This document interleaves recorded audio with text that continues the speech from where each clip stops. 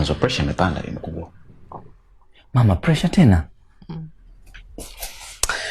Yaani niseme tu kweli, mimi sina amani kwenye nyumba na nilijua tu pressure lazima itapanda. Enzo, kwenye hili wewe ndo tatizo. Mama pressure yake inapanda kwa sababu kitu kidogo sana, kidogo mno Enzo. Patrick kutokujua kweli. Hata ingekuwa ni wewe Enzo, huwezi kukaa kwa amani.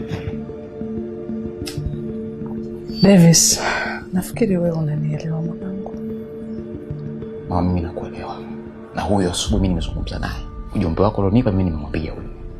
Ndio Davis, lakini kama kutokea limeshatokea, ni kukubali tu, yani tuishi tu kawaida mama.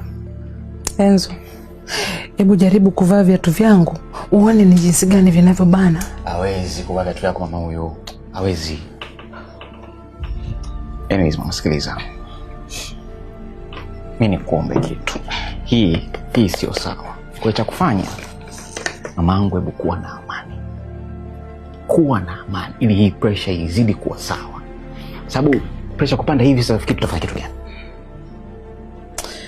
Kuna jinsi, itabidi ninywe dawa tu.